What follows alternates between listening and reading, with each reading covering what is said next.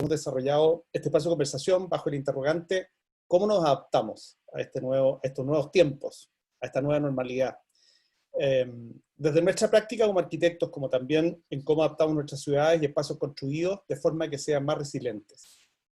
Desde la OA vemos la importancia de habilitar instancias de colaboración e intercambio de ideas como esta, que permitan debatir y concluir sobre acciones concretas que faciliten los cambios y procesos de adaptación. Agradecemos a todos nuestros socios y partners, colaboradores de la OA, y a todos los que hoy nos acompañan en este conversatorio. Iniciamos así el tercer conversatorio, Diálogos para la Acción AOA, reprogramando la ciudad. Nos acompañan dos cracks, y perdón que lo diga así, porque son dos referentes de ámbitos muy distintos. Voy a presentar primero un socio de la OA, Pablo Alart, un famoso y reconocido urbanista nacional, decano de la Facultad de Arquitectura y Arte de la Universidad del Desarrollo, y a Leo Prieto, que no sé cómo presentarlo, pero voy a decir destacado empresario, diseñador y desarrollador chileno, yo creo que además un tremendo innovador, con quienes discutiremos sobre los cambios y procesos de adaptación que viven actualmente las ciudades chilenas y sus habitantes. Y el nuevo rol que toman los espacios públicos y servicios tecnológicos en construir ciudades más íntegras, humanas y resilientes. Y según lo que estábamos conversando recién, ¿no es cierto?, antes de esta vez, tengo que agregar el concepto flexibles. Voy a partir haciendo una pregunta a Leo Prieto, que la estábamos conversando recién, y que tiene que ver justamente con el ego de los arquitectos. Porque todos sabemos que, y Pablo nos acaba de decir que los urbanistas no tienen ego, yo difiero eso, pero probablemente... No. Digo que el urbanismo es una obra colectiva. Los egos existen siempre, son los que movilizan a la gente. Está bien. Y el otro día hablábamos con Leo y con Pablo preparando, y con Ángela también y Lucía, preparando este conversatorio, y uno de los temas que apareció, me pareció muy interesante, era la creación colectiva, que digamos en el presente, y obviamente y en forma creciente en el futuro, las decisiones y la creación se va a hacer en forma colectiva. Entonces, Leo, te quiero hacer la pregunta directamente. ¿Cómo van a sobrevivir las obras de los arquitectos con marca, con firma, en un mundo donde la creación va a ser colectiva? O suponemos que va a ser colectiva. Bueno, primero que todo, gracias a la AOA y a Pablo, a ti, Pablo Larraín, por la invitación, y muy feliz de estar acá con mi querido Pablo Alart, debatiendo acá y conversando sobre temas que son fascinantes. Yo no soy un arquitecto, pero sí soy un enamorado de la arquitectura. De hecho, yo cuando salí del colegio entré a estudiar arquitectura. Mucha gente, yo me dedico a la tecnología, entonces mucha gente se sorprende cuando le cuento eso. Pero lamentablemente al primer año de haber entrado a la universidad me echaron de estudiar arquitectura, y quizás si no hubiera pasado eso, hoy día sería arquitecto en vez de lo que terminó pasando y a lo que me dedico. Pero es interesante lo que tú partís comentando, Pablo Larraín, porque a mí siempre me sorprendía desde chico, ¿cierto? Yo veía un edificio de León Prieto Casanova, que obviamente me agarraba el nombre, porque yo, León Prieto, obviamente me llamaba la atención, ¿por qué estaba ese nombre, ¿cierto?, firmando un edificio? Al mismo tiempo yo miraba este edificio grande, a veces era una casa, pero muchas veces era un edificio de varios pisos, y decía, ¿este señor hizo el edificio completo? Porque cuando mi mamá pinta un cuadro, firma su nombre, Luz María Williamson, y claro, yo la vi a ella trabajando en ese cuadro sola, pero ese edificio lo habrá hecho solo. Y en el mundo de la tecnología pasa un poco lo mismo, ¿cierto? Hablamos de lo que inventó Bill Gates y lo que inventó Steve Jobs, entonces resumimos muchas veces creaciones en un nombre. Y tal como decía Pablo, en el mundo de la tecnología hay mucha creación, los programadores escribiendo código, por muy cierto, cuadrados y matemáticos que se vean, en realidad muchos se sienten poetas, que están creando código, ¿cierto? Y el ego también existe. Pero también en el mundo de la tecnología nos dimos cuenta de que es muy difícil, muy largo y muy complejo poder hacer un proyecto solo, y tenemos que colaborar, tenemos que trabajar en las cosas juntos. Y por eso desde principios de los 80 empiezan a aparecer los modelos del software libre. Y a principios de los 90 aparece el modelo del código abierto, ¿cierto? Open source, donde yo te comparto mi código a cambio de que tú también me compartas lo que tú haces, y entre todos construimos mejores cosas y logramos resultados más rápidos. Y el ejemplo más exitoso de eso es el sistema operativo más popular del mundo hoy día, que es Android de Google, ¿cierto? Los celulares, hoy día hay más celulares que computadores, hace rato que Windows no es el sistema operativo más popular, es Android de Google, y lo que no mucha gente sabe es que Android de Google está basado en código abierto, ¿cierto? En ese caso en Linux. Pero incluso el iPhone de Apple, que mucha gente lo resume como el iPhone de Apple, está basado en BSD, que también es código abierto. Y si cualquiera de nosotros acá quisiera crear un sistema operativo para celulares, puede tomar de base Linux o puede tomar de base BSD y crear su propio sistema operativo también. Entonces, es fascinante ver cómo podemos tratar de llevar eso al mundo de la arquitectura. Porque como comentábamos antes de esta llamada, cuando uno habla de una casa, un edificio, generalmente se resume, ¿cierto? Como la casa de Frank Lloyd Wright, ¿cierto? El edificio de César Pelli. Pero no me cabe duda que trabajaron cientos de personas en ese proyecto. Pero cuando vemos una película de Quentin Tarantino, ¿cierto? Por mucho que se llame la película de Quentin Tarantino, al final de la película hay 15 minutos de créditos de todas las personas que participaron. Entonces ahí lo conecto un poco con lo que decía Pablo Alart, que me parece muy interesante, que en el urbanismo muchas veces hay tantas disciplinas específicas que se declaran, porque también le dan más valor al proyecto. Y creo que eso es un poco, como para echar a andar un poco esta conversación, sentar esa base, de que no se refiere, no estamos hablando de que desaparezca el ego, no estamos hablando de que desaparezca el líder, todos estos proyectos tienen un líder, pero que esto pasa a ser algo colectivo, donde todos los que participaron también, de alguna forma, vean reflejado su aporte. Porque al final vamos a tener mejores resultados cuando podemos destacar a todos estos talentos y no resumir en muy pocos nombres todo lo que se hace.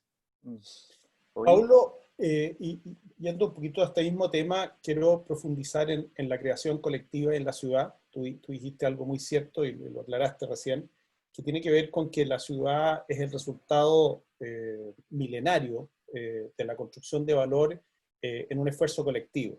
Y me parece súper interesante porque de alguna manera Leo está planteando que probablemente ese proceso solamente se va a acelerar y que la tecnología aparece como un gran aliado en esta democratización de las decisiones. ¿Qué piensas tú que va a pasar en el proceso de diseño de las ciudades y en la integración de esta información a ese proceso? Mira, hay dos cosas muy bonitas acá, y algo de eso yo ya adelanté en el libro de los 20 años de la AOA, donde escribí un ensayo sobre los mejores futuros para la arquitectura a partir de la transformación tecnológica que estamos viviendo, esta cuarta revolución industrial, porque todavía ni siquiera imaginamos cómo va a cambiar nuestra profesión y los modos de producción arquitectónica con las nuevas tecnologías. Volviendo a lo que me planteas tú de la ciudad, obviamente la ciudad es un trabajo colectivo, es donde toma forma la civilización, donde se produce, ¿verdad?, el intercambio de bienes, ideas, servicios, y es donde surge la civilización. Por lo tanto, es colectivo en sí mismo.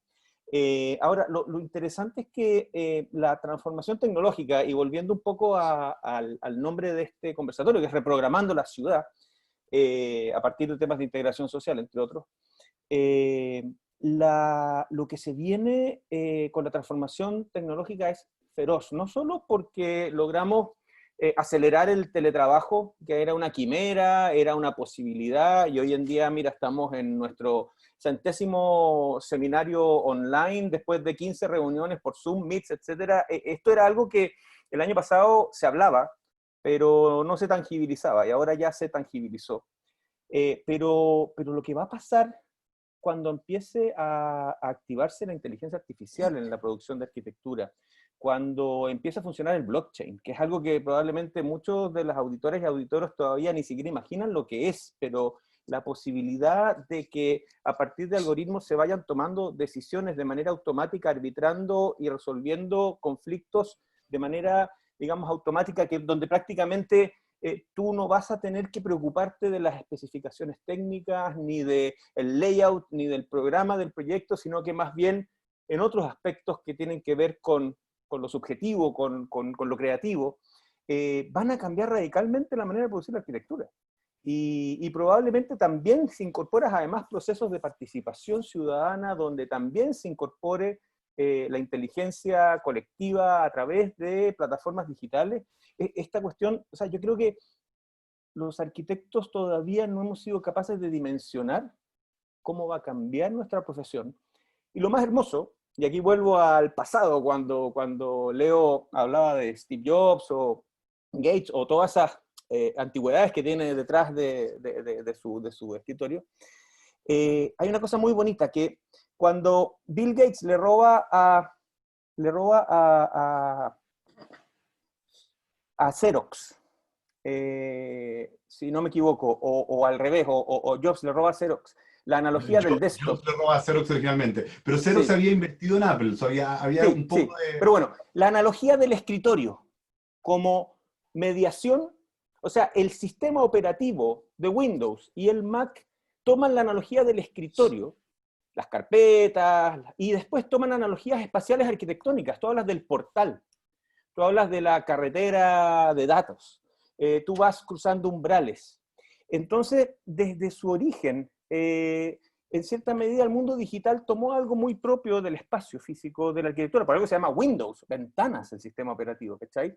Y en ese sentido hay mucho en el ADN de esta transformación digital que todavía va a seguir siendo muy propio de los arquitectos, los diseñadores y las industrias creativas.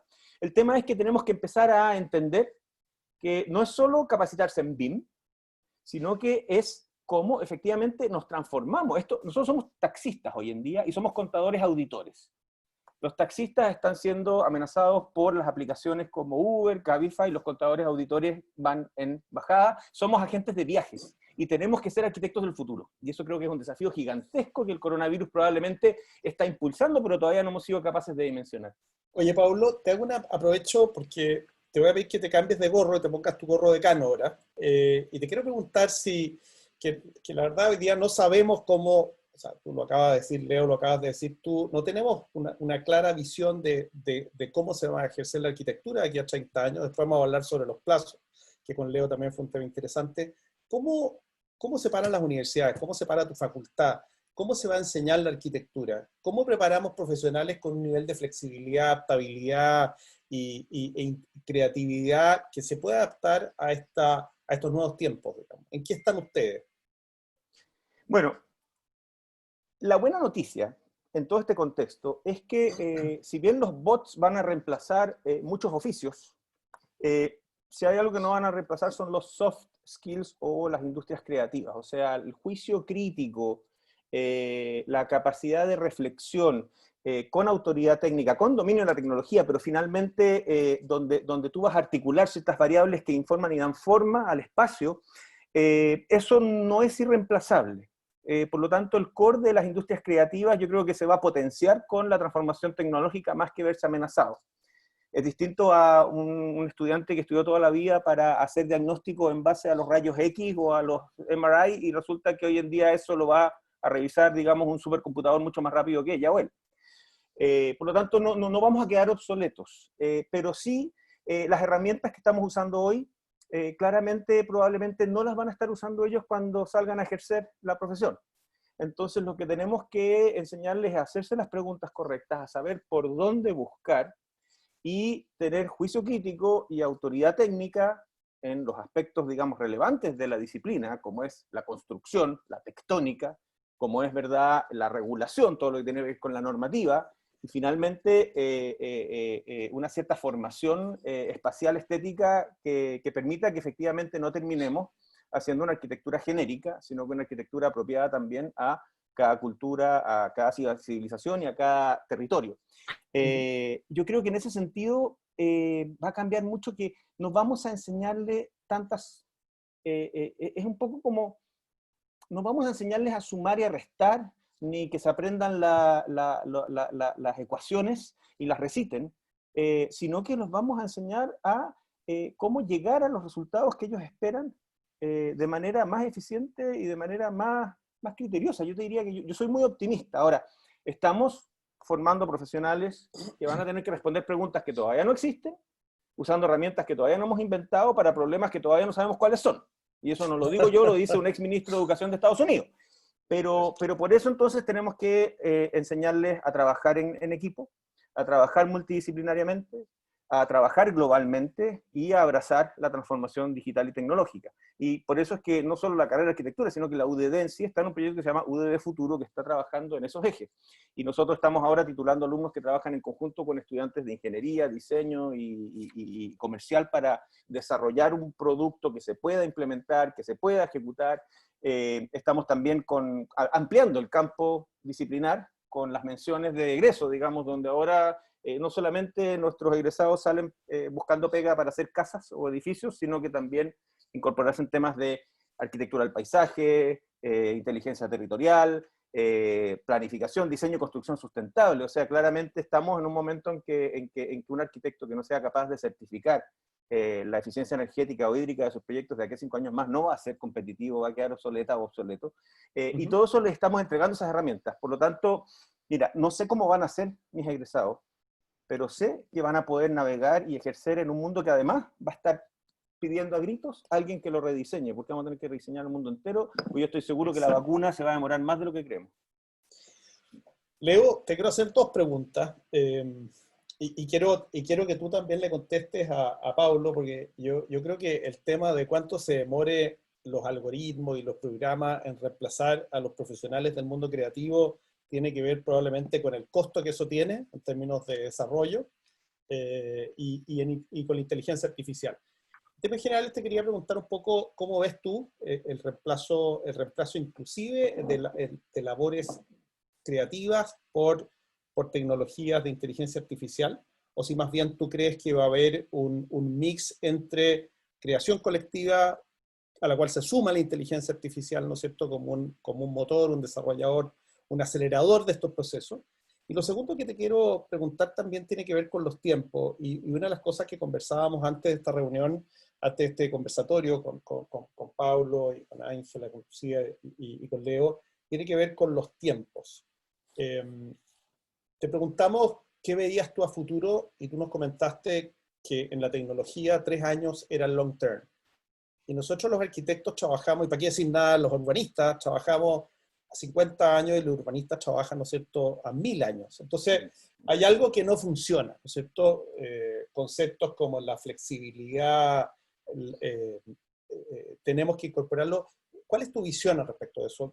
¿Cuáles son los elementos o cuáles son los valores o las características que una ciudad que se quiera adaptar a lo que viene debiera tener, mirado desde el punto de vista de la tecnología? Mira, si hay algo que hemos visto todos los que estamos hoy día en esta llamada, ¿cierto? Y de hecho, aprovechando a todos los que están participando, hay un chat, por favor, usen el chat, métanse en la conversación, preguntan, Exacto. opinen, comenten, porque no queremos solamente conversar nosotros 3, sino que queremos conversar entre todos, así que vayan agarrando cualquier hilo que les parece más interesante para profundizar. Pero en pocas palabras, tal como decís tú, yo admiro tremendamente, hay 2 profesiones que yo admiro muchísimo, a los arquitectos y a los silvicultores, ¿cierto? Los mal llamados forestales, porque tienen que pensar en un largo plazo que es muy difícil, ¿cierto? Y en el mundo de los arquitectos, los urbanistas, los arquitectos del paisaje, diciendo, yo voy a plantar aquí este arbolito, que en 50, 70 años más, ¿cierto? ¿Va a dar o no va a dar sombra? ¿Se va a caer o no se va a caer? ¿Esta raíz va a mover o no va a mover el piso? ¿No es cierto? Es pensar el futuro, que me parece un tremendo desafío. Y como hablábamos antes, en el mundo de la tecnología, nosotros consideramos largo plazo 3 a 5 años, ¿cierto? Cualquier cosa que alguien diga más allá de 5 años es ciencia ficción. Pero aún así tú puedes ver ciertas tendencias. Cuando yo empecé a meterme a Internet a mediados de los 90, y tú veías el potencial que tenía Internet, era evidente que eso iba a cambiar muchas cosas, ¿cierto? Cuando Jeff Bezos renuncia a su pega en un banco de inversión y dice, yo voy a crear Amazon y voy a partir vendiendo libros, pero esto se ha convertido en algo gigante desde el día 0, lo sabía, porque era evidente de que ibas a poder crear una tienda más grande que cualquier tienda del mundo si es que no tenías estas limitaciones físicas. Entonces, es muy interesante esta como dualidad entre no puedo ver más allá de 3 a 5 años, pero aún así puedes ver cosas.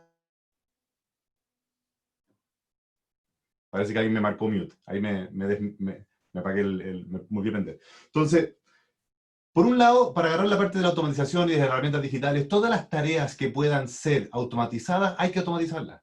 O sea, un minero que tiene que meterse a una mina poniendo en riesgo su vida para poder poner un explosivo, que no tenga que estar ahí y que pueda hacer un robot inmediatamente, saquémoslo de ese lugar. Una persona que trabaja en un peaje, ¿cierto? Simplemente contando monedas y dando vuelta una y otra vez, ¿cierto? Cientos de miles de veces al día, saquémosla de ese rol. O sea, esa persona está desperdiciando esa capacidad humana. Recordemos que todos nacemos artistas, como decía Picasso, solamente que a muchos se nos olvida seguir siendo artistas cuando crecemos, ¿cierto? Todos nacemos científicos, todos nacemos curiosos. Siempre he creído esto de que cuando yo trabajaba con la agencia de publicidad, nunca entendí esta idea de que están los creativos, ¿cierto? Y la gente del área de cuentas, que se autodefinan creativos. Oye, si todos nacemos creativos, todos nacemos artistas, el problema es que después vamos agarrando miedo, vamos agarrando vergüenza, vamos agarrando pudor, ¿cierto? No practicamos ese dibujo y de repente a los 30 años queremos dibujar y nos sale mal porque desde que éramos niños nunca más seguimos dibujando. Entonces, digo eso para decir, el potencial humano está bastante bien distribuido.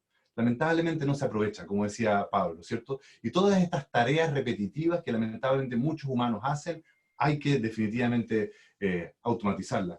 Pero cuando empezamos a ver lo rápido que está cambiando todo, ¿cierto? Como decía Pablo, y estoy de acuerdo, el COVID, de alguna u otra manera, son más de 2 años. La gente está diciendo, oye, esto eran 6 meses, estos son 18 meses, la vacuna va a venir a principios del próximo año, a mediados del próximo año, a fines del próximo año. Pero es mucho más complejo que eso. La tecnología, por ejemplo, para hacer lo que estamos haciendo, esta videoconferencia, existe hace 20 años. Skype existe hace 20 años. Y no lo aprovechábamos. Y el problema es que se gatilla el COVID, todos nos vamos a trabajar, ¿cierto?, de forma distribuida, y rápidamente, ¿qué hacen la mayoría de las organizaciones? Telepresencia. No es un verdadero trabajo distribuido, es telepresencia. Hagamos lo mismo que hacemos siempre, una reunión, todos juntos en la misma llamada durante 1 hora resolviendo un problema. Chute, ¿por qué tiene que durar 1 hora esta reunión? ¿Por qué no hacemos en media hora? Oye, ¿es necesaria esta llamada? ¿Por qué no mejor hacemos un Google Docs donde todos colaborativamente, a mí me sale más cómodo, ¿cierto?, participar en este documento a las 7 de la mañana, a mí me sale más cómodo hacerlo a las 2 de la mañana. Entonces, básicamente hemos perpetuado la forma de trabajar desde la primera revolución industrial, y como decía Pablo Alart, vamos en la 4ª revolución industrial, y seguimos trabajando lunes a viernes de 9 de la mañana a 6 de la tarde o 7 de la tarde, ¿cierto? Todos yendo a una oficina. Entonces, con COVID o sin COVID, algo que definitivamente cambió, que nos dimos cuenta, las cosas pueden ser distintas, y no solamente pueden ser, deben ser distintas. Y para poder cerrar este pedazo de interacción, cuando se habla de ciertos urbanistas pensando a 1000 años, yo tuve la suerte de quedarme en Europa y siempre me sorprendía que en Europa los centros de las ciudades, generalmente había, hasta el día de hoy, las mismas ciudades tienen un centro, ¿cierto? Downtown, el centro de la ciudad. Y las calles son chiquititas, porque estaban pensadas para que pudiera pasar un caballo, una carreta, ¿cierto?, con caballos. Y de repente, en todos los países emergentes que se desarrollan con el automóvil, hay autopistas y ciudades súper extensas. Entonces empieza esta obsesión con, oye, ahora tenemos que densificar, densificar, densificar, porque no hemos extendido demasiado. Entonces, estamos siempre diseñando para ayer. El caballo ya existía, diseñamos para el caballo. El auto ya existía, hagamos más autopistas urbanas. Entonces yo veo, cada vez que voy a Santiago, a propósito, estoy en Valdivia, no lo hemos comentado al principio, pero cada vez que voy a Santiago me aterrorizo cuando veo la AVO, ¿cierto?, hasta Américo Vespucio Oriente, que está destruyendo una parte de Santiago para construir una autopista, para cambiar la ciudad, cuando la ciudad tiene que estar mutando todo el rato, y estamos, insisto, diseñando para lo que necesitábamos hace 5 o 10 años, y no diseñando para un mundo que está constantemente cambiando. Y eso es un tremendo desafío. Y yo creo que a cualquier persona creativa no hay nada que le guste más que un desafío. ¿Cómo crear para algo que tiene que cambiar 1, 2, 10, 20 veces en el futuro? Oye, Pablo, sí, dale tú. Quiero meter la cuchara porque hay una oportunidad enorme también con toda la transformación tecnológica que bien manejada puede ser un gran ecualizador social. Y lo pongo como ejemplo, cuando se trata de implementar Transantiago, hace ya 16 años o más, una de las cosas que falló era una tecnología que supuestamente iba a tener cámaras en los buses, que iba a generar la data para que se pudieran comunicar los buses entre ellos, evitar los trencitos, etc. Y se pudo implementar, se tuvo que tirar gratis durante meses y después corregir. Y el mismo año en que se implementa Transantiago, entra, digamos, a funcionar en línea abierta Twitter. Y 10 años después, Transantiago se comunica con los usuarios por una cuenta de Twitter. Y sin gastar la millonada de plata que se iban a gastar con Sonda y no sé qué otras empresas para tener todos estos sistemas, finalmente cualquier ciudadano le pregunta a Transantiago Informa, ahora se llama Red Metropolitana, oye, mi bus viene atrasado, no sé qué, y le indica, o con una aplicación como Movit, inmediatamente sabe cuándo salir, cuándo tomarlo, sin ninguna transacción. Y por otro lado, muchos nos hemos dado cuenta de que las brechas digitales todavía existen, el coronavirus lo dejó presente, digamos, no todos podemos teletrabajar, no todos podemos teleestudiar, pero la penetración de los smartphones en Chile es en todo grupo socioeconómico y se puede subsidiar muy fácilmente la demanda, digamos. Tú podías entregarles gigabytes a los más pobres y con eso ya estáis listos porque smartphones hay en todos lados, hay dos o tres smartphones por cabeza en Chile. Entonces lo interesante aquí es cómo poder empezar a ocupar estas tecnologías para ir nivelando la cancha desde el punto de vista y en ese sentido es muy bonito lo que ha pasado con los geógrafos, que tal vez es como un adelanto de lo que nos va a pasar a los arquitectos. Los geógrafos antes hacían mapas cartográficos y hacían, ¿verdad?, mapas de los censos, etcétera, pero muy limitados hasta que aparecen los sistemas de información geográfica y empieza a surgir ahora una capacidad de inteligencia territorial donde ya no es lo que estábamos haciendo a mediados de los 00 con el Observatorio de Ciudades en la Católica, donde veíamos análisis de localización para ver el área de mercado de una farmacia o el impacto de una política pública, sino que cosas como lo que se está haciendo ahora con el Centro de Data Science de la UDD, que tú puedes ver en tiempo real por dónde se está moviendo la gente, de qué comuna a qué comuna se está moviendo, con datos, como se dice, anonimizados de los celulares. Por lo tanto, tú no te metes en la vida privada de las personas, pero sabes por dónde se están moviendo. Y puedes ir orientando políticas públicas en tiempo real para aumentar la frecuencia de ciertos buses o eventualmente, ¿verdad?, modificar el tráfico o cerrar el tráfico en una calle. Y esas cosas que son impresionantes están pasando aquí ahora y van a cambiar, como dice Leo, la forma de trabajar en la ciudad más adaptativa y no pensando solo en ladrillos y cemento, sino que también pensando en gestión. Y lo mismo va a pasar con la arquitectura y los modos de producción de la arquitectura. Y ahí voy a irme a una pregunta de Ignacio Hernández en el chat. Por favor, estimadas y estimados, pregunten por el chat. Nuestro, además, past president, que pregunta cómo visualizamos que la industria de la construcción puede acortar esta gigantesca brecha de industrialización que tiene con otras industrias y cómo podemos colaborar en ello. Es bien interesante porque la arquitectura y la construcción todavía tiene mucho de artesanal. Todavía son obras únicas. No es como los autos, que ya los autos se producen en serie. Hay viviendas que se producen en serie, hay tipologías, ¿verdad?, inmobiliarias que uno puede, digamos, optimizar, vivienda social también, etcétera, pero finalmente cada obra se construye de manera muy artesanal. Pero claramente el desarrollo de nuevos materiales, de nuevos procesos constructivos y además la estandarización a partir de las exigencias normativas van a hacer que cada vez vayan surgiendo procesos de construcción mucho más automatizados. Y probablemente ahí también los arquitectos tenemos mucho que hacer porque siempre somos los que estamos prototipeando y trabajando, digamos, en prueba y error. Yo fui durante un tiempo director de la inmobiliaria Echeverría Izquierdo y uno de nuestros edificios, que lo diseñaron Badía Sofia, los baños los hicimos afuera. Sí, claro, y se trabajó las losas, etcétera, para ir enchufando los baños de manera a reducir el tiempo de las partidas. Y fue un proceso súper exploratorio, donde se invirtió un montón de plata, aprendimos, perdimos plata, ganamos plata, etcétera. Pero finalmente, efectivamente, ahí los arquitectos fueron clave en ver cómo reducir los tiempos de faena haciendo los baños afuera e inyectándolos, digamos, deslizándolos por las losas y enchufándolos. Y así puede haber mucho espacio para innovación. Bueno, Echeverría Izquierdo tiene, no solamente hace baños, sino que también hace escaleras prefabricadas, tiene un montón de tecnología, o sea, una de las constructoras que ha liderado el tema. Oye, hay algunas preguntas que quiero... Fernando Marino pregunta, es una pregunta anteo que para Leo Prieto, dice, la industrialización y ahora la transformación digital requieren primero un cambio cultural. Pregunta Leo Prieto, si conoces experiencias en tipos de mercado o países donde este cambio se haya dado y cómo fue su proceso.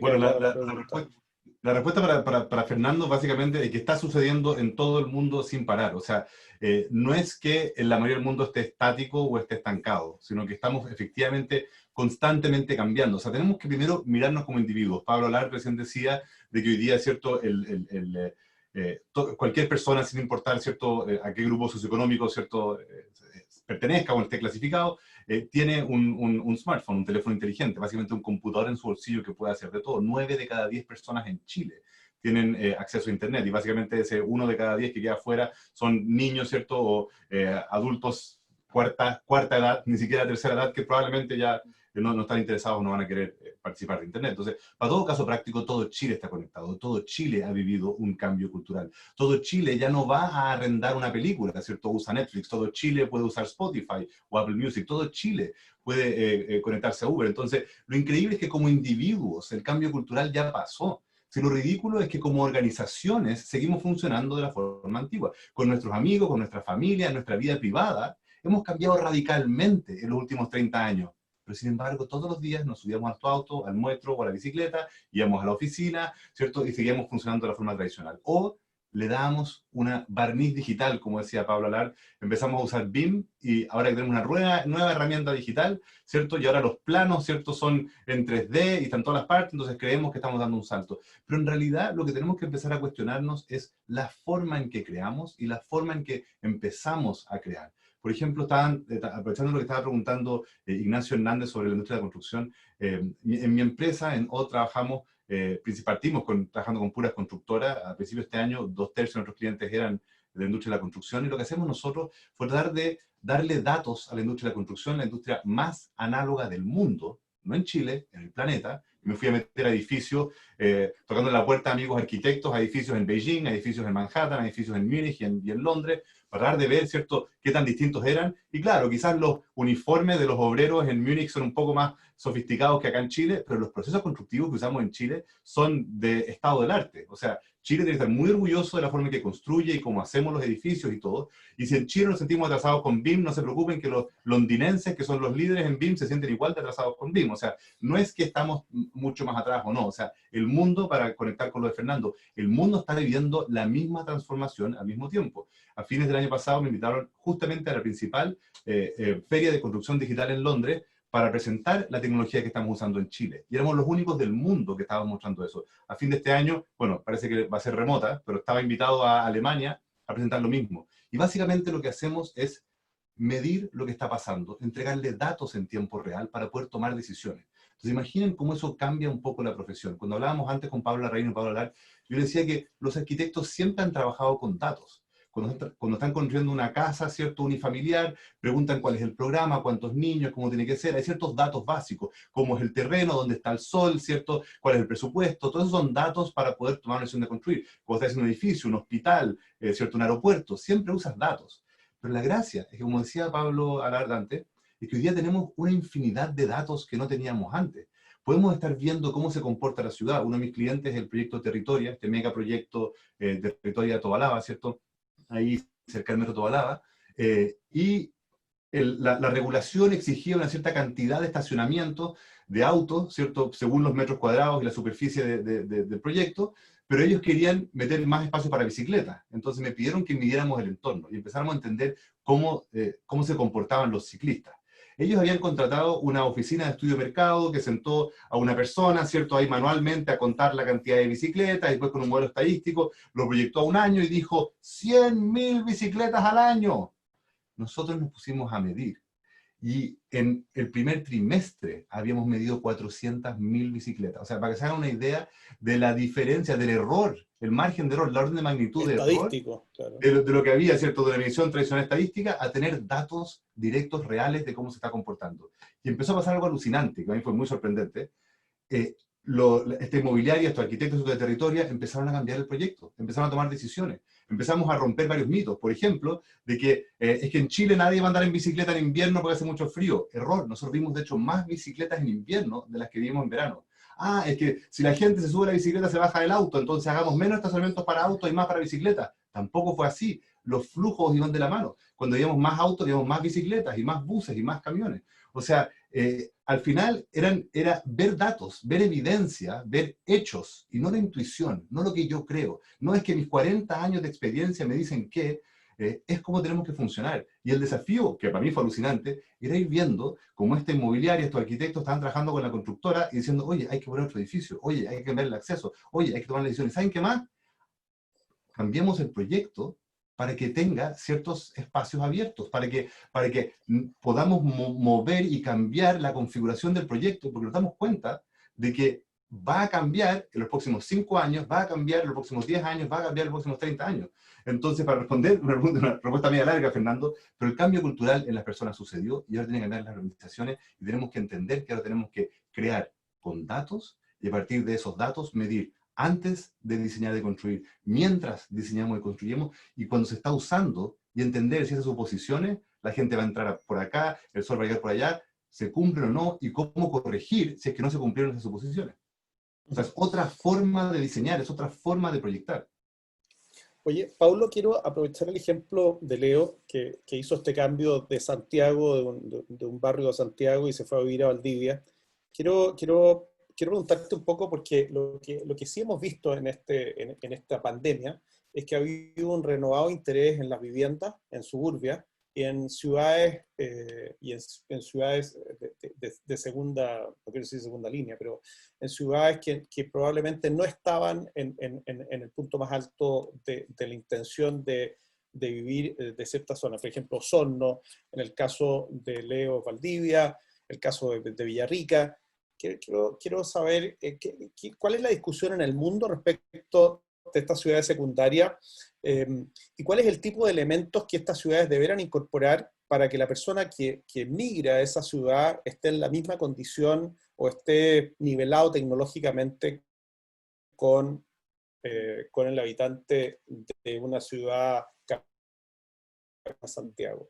Y ahí Leo, también, le hago la pregunta a Pablo, pero también me interesaría mucho saber tu opinión al respecto, porque eres un caso vivo de esta migración reciente. El coronavirus puso en evidencia las tremendas inequidades urbanas, como la corroboración que hay respecto a los niveles de hacinamiento, por ejemplo, o distancias de viaje para llegar a las oportunidades, y cómo se correlaciona con el nivel de contagios, etc. Y así como empujó ciertas tecnologías como las videoconferencias, que tal como decía Leo, Skype, todos lo usamos alguna vez y sabíamos que funcionaba, pero lo usábamos cuando no quedaba otra y ahora ya quedó obsoleto, pero fue porque Microsoft lo mató.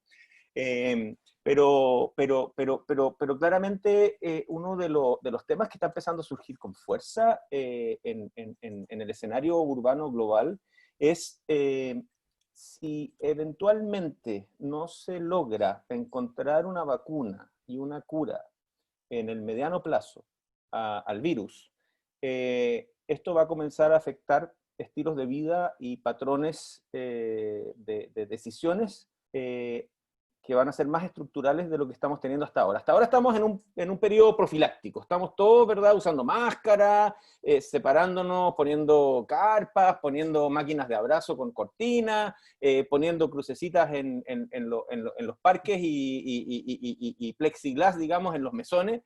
Y todo eso es más bien adaptar la ciudad existente para el distanciamiento físico.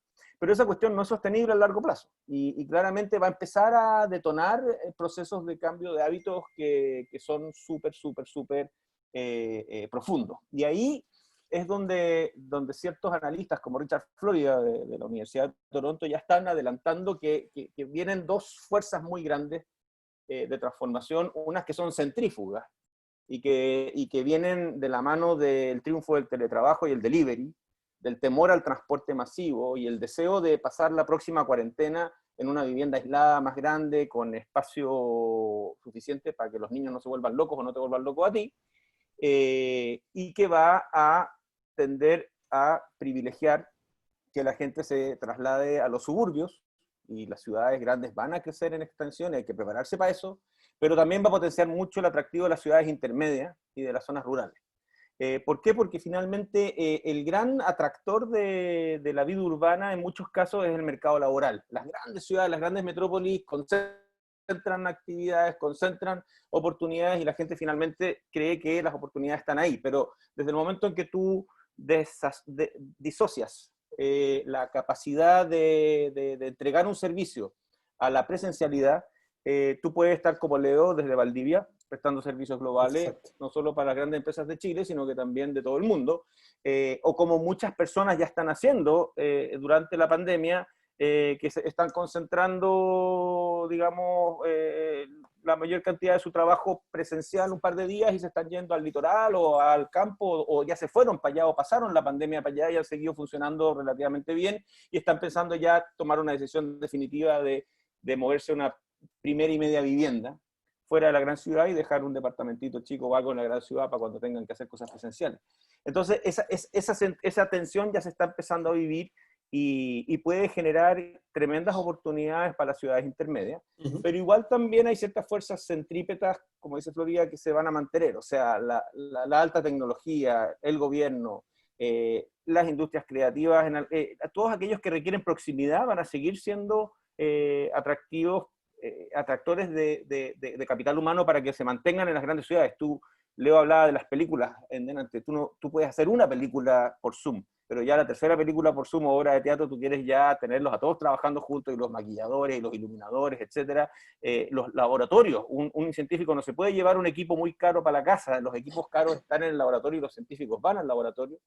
Por otro lado, sí se va a ver un reajuste, y eso es bien interesante para nosotros los arquitectos, porque yo creo que viene mucha pega. O sea, primero, si esta cosa se hace permanente, de empezar a tener pandemias y cuarentenas dinámicas, vamos a tener que hacer un reajuste de los metros cuadrados de oficinas, servicios y comercio. Y eventualmente ese reajuste va a significar readaptar muchos edificios y mucho metro cuadrado existente. Las áreas comerciales van a empezar a mutar, las calles comerciales van a ser más atractivas que los malls cerrados.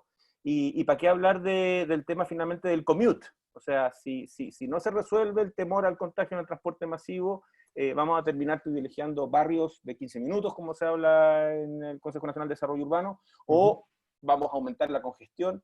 Entonces creo que todavía no está claro, pero sí se están viendo tendencias. La Asociación de Corredores de Propiedades de Estados Unidos acaba de confirmar una tendencia de que las principales inmobiliarias y empresas están empezando a buscar locaciones en ciudades de menos de 1 millón de habitantes. O sea, ya están empezando y el 57% de ellas están buscando en ciudades de menos de 1 millón de habitantes. ¿Por qué? Porque ahí se dan dinámicas que son y con esto termino, dinámicas que son muy interesantes en las ciudades intermedias. Primero, que el teletrabajo va a permitir que el capital humano vuelva a sus ciudades de origen, Valdivia, Chillán, Temuco, y seguir trabajando para la gran corporación en Santiago o en Concepción, donde sea. El transporte, las ciudades intermedias te permiten caminar, te permiten ir a almorzar a la casa, distancias cortas, tienen centros urbanos y tienen equipamiento cultural, etcétera, que te puede garantizar, ¿verdad?, salud, una buena calidad de vida. Y además que la gobernanza de una ciudad intermedia por lo general es monomunicipal y va a ser mucho más fácil de articular y de activar cosas que estas grandes ciudades donde depende mucho del municipio, el alcalde. Y además también hay mayor equidad en las ciudades intermedias, porque los servicios y los bienes públicos están más accesibles para todos, a una distancia cercana, y hay mayor fricción virtuosa entre grupos socioeconómicos. Entonces yo creo que es muy probable que, y eso lo planteé en una columna ayer en La Tercera, de que si esta cosa se hace permanente, lo de las cuarentenas dinámicas, y vamos abrazando la transformación tecnológica, puede ser que sea el gran salto a la descentralización que tanto soñábamos en Chile y que queríamos sacar por decreto. Pero de hecho hoy día algo así como el 90% de la población nacional vive en ciudades, así que probablemente, como pregunta Eugenio Correa Murillo, probablemente esto va a fomentar una vuelta a las zonas rurales o a ciudades secundarias. Quiero hacer una segunda pregunta que tiene que ver, que la hace Gonzalo Guerrero. Dice, tomando la pregunta que hace Ignacio Hernández, ¿qué tan robusta es la hoja de ruta RCD Economía Circular 2035? ¿Cuánta voluntad de cambio en el sector construcción y en la gobernanza para su implementación, además de la voluntad que comento yo, de Echeverría y Izquierdo, que es un caso probablemente, no el único, pero es un caso destacado? No sé quién lo quiere contestar. Yo quiero conectar ahí, porque justamente el año pasado, 2019, me tocó participar de un foro de economía circular de la Cámara Chilena de la Construcción, y me sorprendió que habían más de 100 constructoras participando, muy involucradas, muy preocupadas, muy interesadas. O sea, hay un verdadero interés. Se le critica mucho a los constructores de que, ¿cierto?, no quieren cambiar, de que quieren seguir funcionando como funcionaban siempre, y lo tienen súper claro de que son la industria menos digitalizada, tienen súper claros sus problemas de productividad, sus problemas de seguridad, sus problemas de sustentabilidad. Por lo tanto, la disposición al cambio está. El problema es cómo. Es súper, súper difícil poder controlar la merma, es súper difícil poder controlar, ¿cierto?, el desperdicio. La mayoría de los materiales que se desechan en una obra terminan en relleno sanitario, no pueden ser reutilizados. Hay muy poca circularidad evidente. Pero al mismo tiempo ya están creativamente, me sorprendió de forma muy positiva, ir viendo cómo están esas oportunidades. Y al final eso es la innovación. La innovación no es estar encerrado en un laboratorio durante 4 años a lograr la cura, ¿cierto?, de todos los males, sino que es empezar con pequeñas ideas. Y era alucinante ver este foro de la Cámara Chilena de la Construcción, porque eran algunas ideas muy pequeñas. Oye, pongamos unos basureros para clasificar esto, lo otro y aquello. Buenísimo, partamos con eso y vamos midiendo, funciona o no funciona, tiene un impacto, es escalable. Y la innovación tiene que partir de a poco, con pequeñas inversiones, ir avanzando de a poco. Pero quiero conectar también con lo que sobre las ciudades. Yo llevo 8 años dividiendo la vida entre Valdivia y Santiago. Yo amo Santiago, es una ciudad alucinante, ¿cierto? Antes de que hubiera Santiago Adicto, yo ya inmediatamente me sentí identificado por lo que hacía Gendelman con Santiago Adicto, porque creo que Santiago no es una ciudad, son como 15 ciudades distintas, ¿cierto? Tú puedes encontrar comunidades y lugares y espacios muy diferentes según lo que tú quieras encontrar. Maravilloso de grandes ciudades. Pero mismo asumir de que Santiago es una ciudad y por lo tanto, ya que estamos todos en Santiago, juntémonos, significaba que pasábamos casi todos 2 horas en el auto o en el transporte público para poder movernos de un lado a otro, porque oye, estamos todos en Santiago, porque no nos juntamos físicamente en el mismo lugar. Siendo que hace años, insisto, podemos trabajar desde distintas partes. Y el problema de eso es que está esta obsesión de que están todas las grandes instituciones en Santiago, están grandes universidades, ¿cierto?, grandes empresas. ¿Y cuál es el problema de eso? Vive más gente fuera de Santiago, en Chile, de la que vive en Santiago. Y sin embargo, quien se lleva la mayoría de la inversión, la prioridad en la inversión, la prioridad en el gasto del Estado y de las empresas y de las ciertas universidades y de distintas organizaciones, termina siendo la capital. Que es muy frustrante, porque claro, es la ciudad más grande, pero la mayoría de los chilenos no están en Santiago, y eso es algo que nos cuesta mucho pensar. Entonces, chuta, ¿para dónde vamos? ¿A Concepción, la segunda ciudad más grande, o Valparaíso Viña, que es esta, ¿cierto?, conurbación más grande? ¿Qué pasa con los Valdivias, ¿cierto?, que están desconectados de la Ruta 5? Mucha gente se sorprende cuando yo les cuento que hace 5 años en Valdivia no había Jumbo. No había Jumbo. Porque como la Ruta 5 queda lejos de Valdivia, Cencosud simplemente decía, ¿sabes qué? No puedo atender Valdivia. Entonces, Valdivia, durante la semana valdiviana, en el verano, era una ciudad maravillosa, pero el resto del año era una ciudad que estaba perdiendo población y, en mi humilde opinión, es lejos la ciudad más vivible de Chile y se gana ese premio constantemente. Yo estoy acá mirando el hermoso río Valdivia al frente y no se puede creer la ciudad que tenemos, el país que tenemos. Y la infraestructura está en todas partes. Y como decía Pablo, los científicos no se pueden llevar su tremendo equipamiento caro a la casa y trabajar de forma remota. Entonces hay muchas profesiones que requieren espacio físico, pero al mismo tiempo los científicos e incluso los cineastas, la película se graba durante 8 o 12 semanas y después pasa primero está toda la preproducción, los guiones, ¿cierto?, los storyboards, después se graba físicamente todo junto en un lugar por 8 semanas como mucho, y de ahí viene la edición, la postproducción, que nuevamente puede ser remota. Entonces,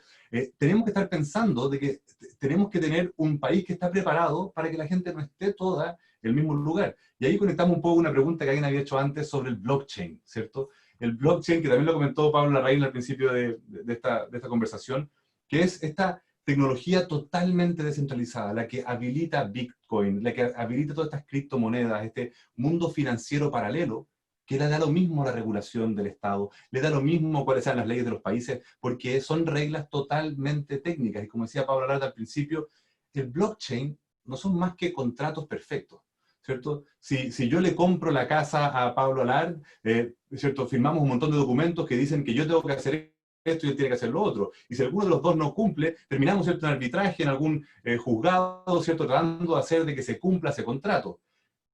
Pero en el mundo del blockchain, en el mundo del software, los contratos son perfectos, ¿cierto? Si tú y yo hacemos una transacción por blockchain y alguno de los dos trata de corromper esa transacción, simplemente el resultado no computa, no procesa, ¿cierto? Da error y por lo tanto no se puede romper ese contrato perfecto. Entonces, cuando empezamos a pensar en ese tipo de modelos, que le dan un poco lo mismo en la regulación, donde empieza a aparecer este mundo inicialmente financiero, de Bitcoin y de, ¿cierto? Y de Ethereum y otras criptomonedas, pero potencialmente puede incluso cambiar la forma en que funcionan los gobiernos, cambiar la forma en que tomamos decisiones, esta inteligencia colectiva en que todos realmente podemos participar y podemos confiar, porque estos contratos son perfectos, son incorruptibles. No puede existir la corrupción porque simplemente el proceso no funciona. Entonces, no nos da el tiempo para extendernos largamente, pero simplemente les sembro estas ideas para decirle, imagínense lo que se nos viene para los próximos 30 años. Si Internet ha habilitado estos cambios, que recién la pandemia nos está haciendo aprovecharlo, y como decía también Pablo Larda antes, esta pandemia viene para largo y no es porque el COVID necesariamente va a ser siempre el COVID, pero estamos dando cuenta que vivimos tan densamente concentrados, o más bien, lo pongo de otra manera, lo agarro de otra lista, la pandemia evidenció las falencias en nuestras instituciones, las falencias en nuestras ciudades, las falencias en cómo estamos funcionando, que de alguna forma fue un despertar bien fuerte para todos, decir, chuta, a ver, la pandemia es la excusa, pero aprovechemos esto para darnos cuenta de que las herramientas han estado hace tiempo, el conocimiento lo tenemos, el talento está, hagamos estos cambios ahora. No sigamos pensando, como decía Pablo antes, a que este cambio sea por decreto, o no sé si fue Pablo Larraín que decía, descentralicemos Chile por decreto. Súbanse a un auto, a una camioneta, metan las cosas adentro y empiecen a funcionar desde otra ciudad porque se puede. O sea, no necesitamos estar todos en la misma ciudad para poder lograr resultados. Ahora, el último comentario, perdón que me alargo con estas grandes declaraciones, Está así perfecto, que, por favor, Pablo, interrúmpame cuando quieran, pero la otra cosa que es súper interesante es que no somos todos iguales. Esa es otra cosa que a mí me enferma. Los chilenos, las chilenas. Tú vayas a Arica y las chilenas son muy distintas a las chilenas de Punta Arenas, y tú estás en Arica y las chilenas de Arica son distintas entre sí, ¿cierto? Y lo mismo pasa un poco con este nuevo mundo y este cambio. Chuta, ahora podemos trabajar remoto, trabajemos todos remoto, trabajemos todos de la casa. No tiene por qué ser así. O sea, vamos a tener miembros de nuestro equipo, de nuestra organización, que van a trabajar mejor desde su casa, y puede que su casa esté en Coyhaique, y hay otros que van a trabajar mejor si están en el mismo ambiente físico que otros. Y por lo mismo, ya que tuvimos una pandemia y van a venir más, nos damos cuenta de que tenemos que pensar en un sistema de ventilación. Tenemos que pensar, ¿cierto?, en los espacios, el aislamiento físico real, cómo tienen que ser las oficinas. Y probablemente las oficinas van a requerir mucho más metros cuadrados porque vamos a tener que repensar y rediseñar los espacios para el aislamiento entre todos. Pero al mismo tiempo, no tenemos que meter a la misma cantidad de gente en las oficinas. Quizás va a haber un 20-30% de la gente que había antes, y quizás un 70-60% de esa gente ahora quiere trabajar desde su casa o quieren ser híbridos. Porque también todos nosotros no somos iguales a lo largo de nuestras vidas. Cuando chico yo odiaba los mariscos, yo hoy día amo los mariscos. Y todos nosotros quizás en la semana nos gusta ser así y el fin de semana de otra manera. Cuando yo estoy debajo del agua, yo quiero ser un oceanógrafo, me olvido del computín. Cuando estoy frente a un computador, yo quiero ser un programador. Entonces, también entendamos que como individuos somos diversos, como chilenos somos diversos, como equipos, cada uno de ustedes en su oficina tienen equipos diversos, entonces tampoco diseñemos para un futuro posible, para un tipo de funcionamiento, para un tipo de ciudad.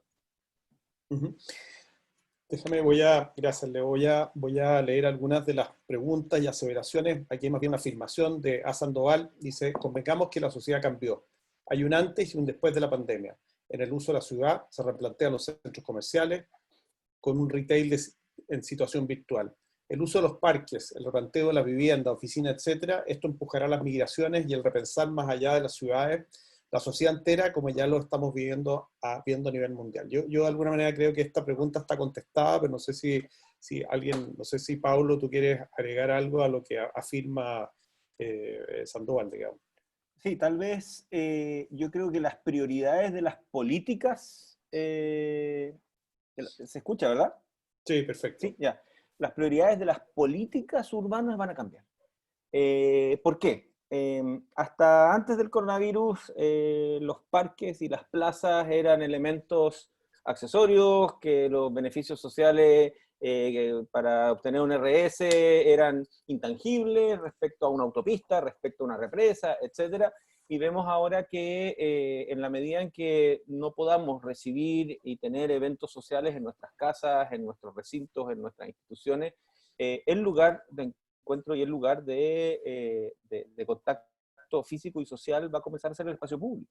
las calles comerciales se están empezando a adaptar, le estamos quitando vías a las calles para tener veredas más anchas, de manera que la gente pueda, ¿verdad?, los restaurantes puedan atender en las terrazas, para que la gente pueda hacer la cola fuera del banco, fuera del municipio.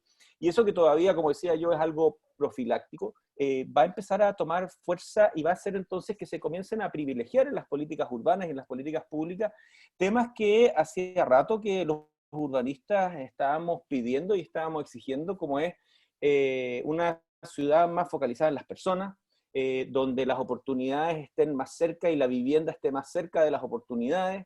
Se puede reciclar mucho metro cuadrado de servicios y oficinas para hacer vivienda de integración. Y también, volviendo a las preguntas, Gonzalo Guerrero decía, pero esta explosión suburbana va a generar una mayor segregación socioeconómica. No lo sé, porque probablemente lo que vamos a tener que hacer también es llevar equipamiento a las periferias, inyectar servicios, para que esas comunidades no tengan que viajar y no tengan que depender del transporte masivo, y por otro lado, para que si no pueden pasar la próxima cuarentena en su casa, por lo menos la puedan pasar en su barrio. Y claramente ahí las políticas públicas de llevar equipamiento, llevar áreas verdes, llevar cultura, llevar trabajo a las zonas periféricas va a ser más prioritario de lo que era hasta ahora. Entonces, yo creo que es muy bueno esto que empieza a cambiar el foco. Ya no se trata de tener una ciudad como... A ver, la ciudad del siglo XX estaba empezando a quedar atrás y el coronavirus la terminó de matar. Esa ciudad funcional, donde teníamos barrios industriales, barrios de vivienda, barrios comerciales, barrios de servicio, todo conectado con grandes infraestructuras para que todos nos moviéramos por los autos, etcétera. Claramente la ciudad del siglo XXI va a ser una ciudad híbrida, una ciudad caminable, una ciudad más compacta, más mixta, y vamos a tener que rediseñarla. Pablo, voy a hacer una pregunta que es más genérica y tiene que ver con el diseño de nuestro espacio urbano, de esta ciudad que queremos que sea más equitativa, más dinámica, más flexible, más sostenible. Y por lo que conversábamos en este conversatorio, da la impresión de que vamos a tener una participación en línea de los habitantes de la actual ciudad y de la futura ciudad. El problema es que los habitantes de la futura ciudad no pueden entrar en la ciudad hoy día porque los habitantes de la actual ciudad los bloquean. Pero como sea el tema, quiero también preguntarle a Leo y a ti, Pablo, que cómo ven esta participación en tiempo real en las decisiones. Y cuando hablamos de esto, no nos podemos olvidar que ya se está hablando de una democracia online, y hay un montón de institutos, ¿no es cierto?, que están desarrollando aplicaciones para que estas decisiones no solamente se refieran probablemente a la participación ciudadana informada en proyectos específicos, sino que a decisiones más importantes de nuestra sociedad. Quería, finalmente, para terminar, yo creo que ya estamos más o menos en la hora, quería preguntarles qué opinan ustedes, cómo lo ven, cómo ven que se puede implementar y cómo los arquitectos y los urbanistas podemos aprender a trabajar con esta nueva realidad, a trabajar en comunidad, más que trabajar para la comunidad. Bueno, si quieres como arquitecto la tomo yo y después Leo remata como ex estudiante de arquitectura. A ver, yo creo que no es casualidad que se estén dando todas estas cosas al mismo tiempo. No sé si es la obra divina o no sé qué, pero que justo estemos replanteándonos cómo va a ser la vida después de esta pandemia, cómo va a ser la vida después de una transformación tecnológica y revolución como estamos viviendo, y además que esto se dé en medio justo de un proceso constituyente, a mí me parece alucinante. Me da mucho miedo, yo sé que hay gente que le da frío en la guata pensarlo, pero la oportunidad de reflexionar, de sentarnos a pensar, a dialogar, a discutir sobre la base de las ideas y no de los eslogans, cómo, tal como se llama este ciclo, ¿verdad? Cómo reseteamos, cómo reprogramamos nuestra vida. A mí me parece que es una oportunidad gigantesca. Y ahí obviamente como arquitectos y como gremio tenemos que incorporarnos y participar activamente en el proceso constituyente. Tiene que haber una voz respecto a quienes diseñamos y a quienes en cierta medida tenemos la responsabilidad sobre el medio ambiente construido y por ende también el medio ambiente natural, a que se consideren las variables urbanas, arquitectónicas, sociales, ambientales, de nuestro quehacer en esa discusión. Y también creo, y en ese sentido me encantaría que ojalá que el Leo vaya a la constituyente, porque alguien que también esté pensando en cómo van a ser esos procesos. ¿Por qué? Porque una de las cosas más dramáticas que quedó en evidencia con la llegada de las aplicaciones como Uber, Cabify a Chile, por ejemplo, es que resolvieron un problema de transporte que no estaba satisfecho. O sea, uno cree que es porque los curahuillas podían, ¿verdad?, volverse la fiesta sin chocar, pero olvídense lo que fue para las ciudades en regiones. La llegada de un Uber o un Cabify o un Bit. O sea, en Concepción era muy difícil encontrar un taxi porque eran solo en el centro y algunos radiotaxis. Y lo mismo para la gente que vive en las periferias, etcétera, para poder acercarse a los micros. Pero ¿qué pasa? Que tenemos la tecnología, tenemos las lucas porque hay interés en invertir, pero llevamos 8 años y todavía no hay regulación, todavía son alegales estos tipos. Entonces, ¿qué es lo que pasa? Que necesitamos efectivamente que nuestros parlamentarios, que los políticos, que las autoridades se pongan a tono con estas transformaciones, porque tal como decías tú, Pablo Larraín, ya se está hablando, por ejemplo, de democracia vía blockchain, donde un candidato o candidata plantea su programa, su contrato, la gente que dice yo estoy contigo, le da su voto, y después automáticamente si esa autoridad no cumple con su programa, o empieza a quedarse atrás de su programa, en algún momento, ¡pum!, destituido. Automáticamente por blockchain. Así hablando en algún respecto a cómo la democracia se puede empezar a activar de esa manera. Es una caricatura, pero a lo que voy yo es que tenemos que empezar a pensar con el parabrisas y no mirando por el retrovisor a todas las cosas que tenemos que cambiar, y necesitamos, digamos, estar abiertos sin miedo a esa transformación. Entonces, yo creo que mi respuesta está en que estamos en un umbral que da, digamos, un temor enorme, porque no sabemos a lo que vamos, pero los arquitectos, ¿y cuál es la esencia de los arquitectos? Y con esto termino. ¿La arquitectura qué es al final? Atreverse a pensar y proyectar mejores futuros. Exacto. Entonces, no tengamos miedo y atrevámonos a entrar con todo a esta reflexión de la cual podemos salir súper trasquilados o de la cual podemos salir como probablemente un país que jamás imaginamos el potencial que tenía. No puedo estar más de acuerdo con todo lo que dice Pablo Alar, y quiero conectar algo que decías tú de esa valentía de los arquitectos, que lo conversábamos la otra vez pasada. Esto no es un bálsamo al ego de nada que, pero yo sinceramente encuentro que son muy valientes los arquitectos de decir, esto va a funcionar así. Pero al mismo tiempo nunca he conocido un arquitecto, por muy egomaníaco que sea, que si yo le pregunto obra que tú directa, dice, no.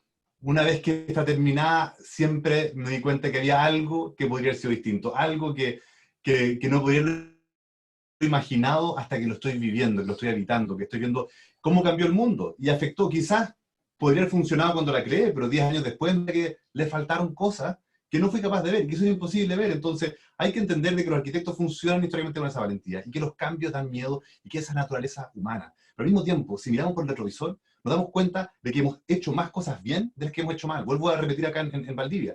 Hay mucha gente que dice, el mundo se fue a la cresta, se está acabando todo, nunca he visto tanta violencia, nunca he visto tanto odio, nunca he visto tanta, cierta maldad. Pero muy poca gente sabe que la isla Teja, donde estoy yo ahora, era una isla industrial, donde acá había una lechería, al lado un matadero, al lado una peletería, y el río Valdivia estaba lleno de vísceras de animales y lleno de sangre, y era un asco de río. Y hoy día todo eso desapareció, las industrias son más limpias, es un río que ha recuperado su biodiversidad. O sea, el mundo hoy día, objetivamente y científicamente midiendo, está mejor que antes.